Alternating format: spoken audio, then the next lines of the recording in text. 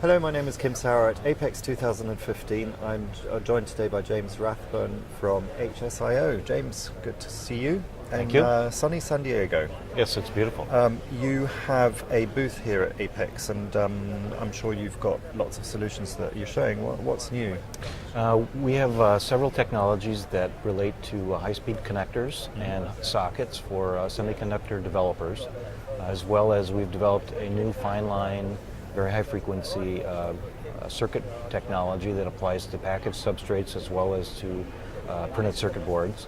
And we have very unique processing that allows us to control the impedance within very tight margins and reduce the line and space available with most circuit technologies today.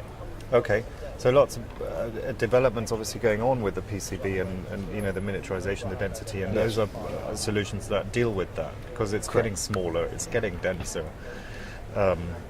So are there particular applications or industries that within the Americas region that are targeted with those solutions? The majority of the markets that are driving us right now are the mobile space. There's a big change in processor architectures coming with much higher bandwidth and processing speeds, thermal management issues, finer densities, and our technology is used by the people that are developing the next generation, either silicon or handsets, tablets, that type of thing, for validating those platforms to make sure that everything runs properly and that the chips function.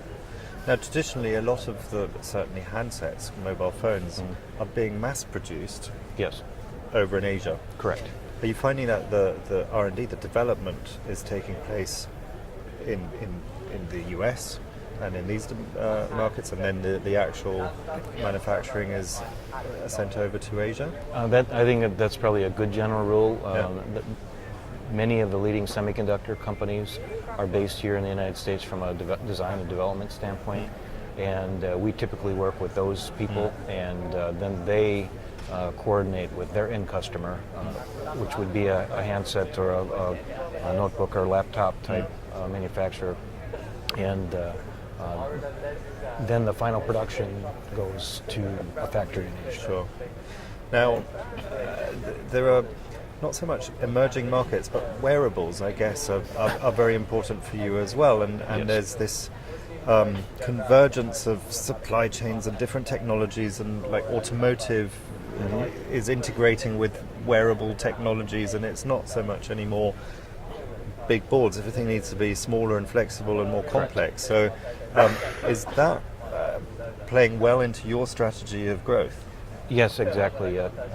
The advancement of a lot of the Internet of Things and wearable technologies means there's many signals flying through the air, and the accuracy of the pathways is very important. And our technology, HSIO, stands for high-speed input-output, so we enable much higher frequencies and much more accurate interfaces than the traditional technology. Okay, so lots of opportunity, therefore. Yes. Which is encouraging. We are on the second day of the show. Yes. We've still got this afternoon to go, and then tomorrow from 10 till 2. What's been the feedback from the people you've seen here, and what's your general feeling about the buzz that's going on the show floor? I see a lot of my particular interest is the high-speed area, so there's been some interesting papers and several suppliers that we work with.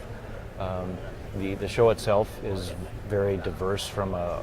We don't deal with final assembly very much, and there's a lot of activity there. Test and measurement is kind of our forte in development of the systems. That would be probably the main areas that I'm personally interested in, and I see big advancements coming. Excellent. Well, James, thank you very much for your time. Thank you. And good luck with the rest of the show. Thank you very much. Thank you. Bye.